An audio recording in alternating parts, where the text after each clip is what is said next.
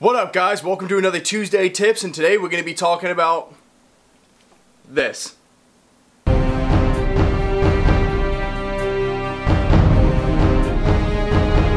So what's up, guys? Yeah, we're going to be talking about the AFI gimbal for about $350, maybe a little cheaper, maybe a little more money, but you can get on Amazon. Pretty much I'm just going to go over my review on it. Was it worth that money? And because it was so cheap, does it show in the product?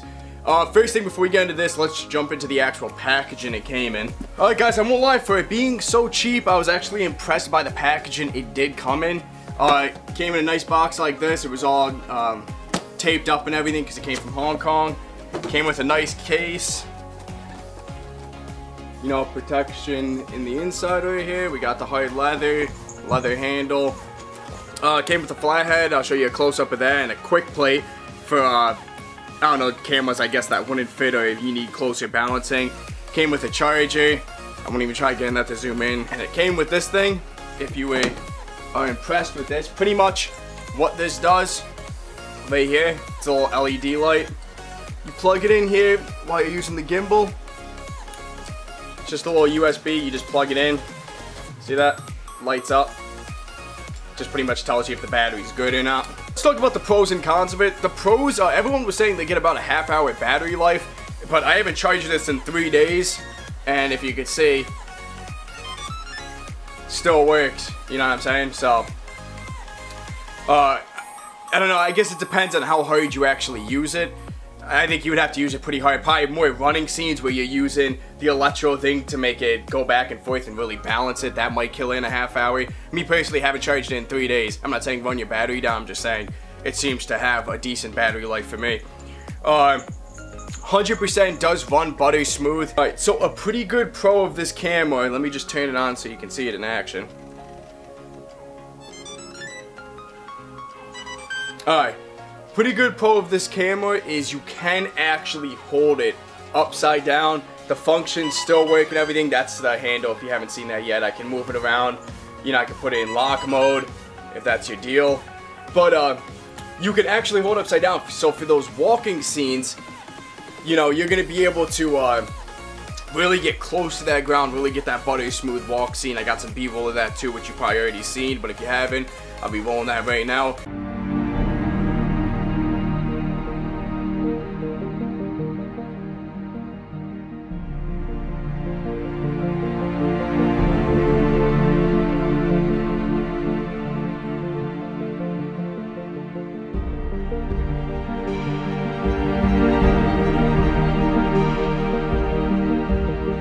So I would say that's a benefit. I didn't know the base one would be able to go upside down, so that was just like an added benefit. Some cons I noticed, it did come with a wire with a short in it.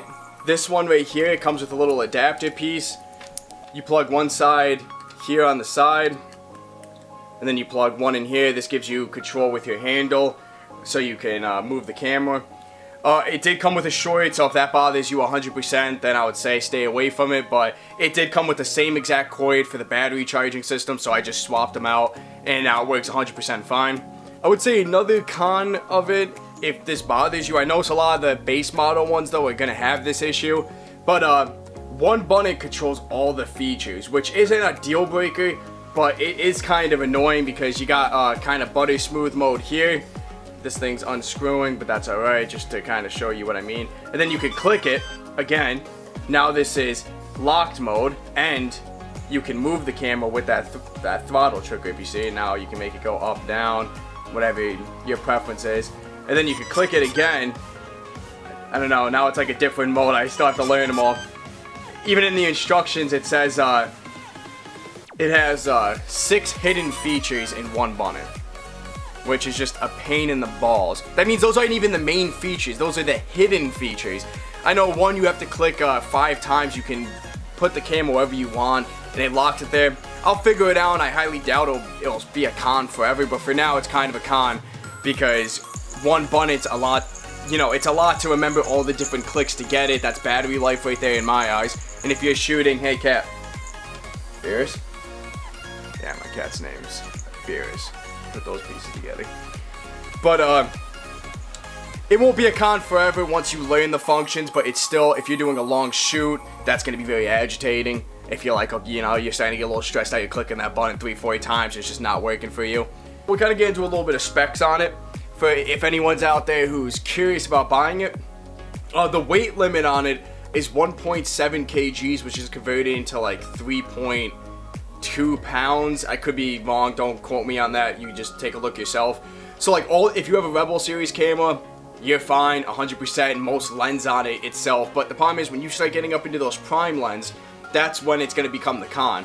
Because you know, prime lens, not only do they cost more money, but that's a nice piece of glass. You're getting more weight with it. Some are going to extend out further.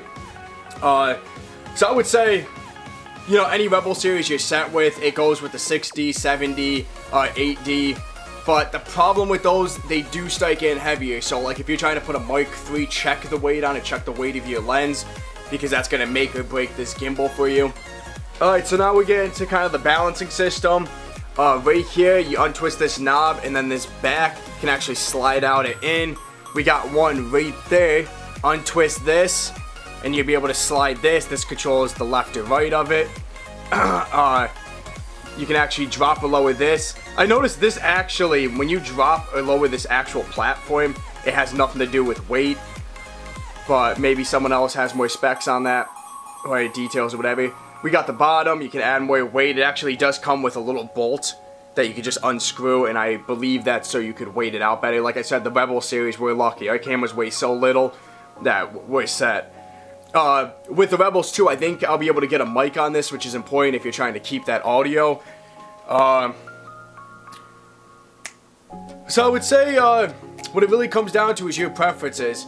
Me personally, you know, sweet up pan, no shake here, but I think it really comes down. If you're rocking a 1DX or a heavy Sony or something, check the weight on it, it might still work for you.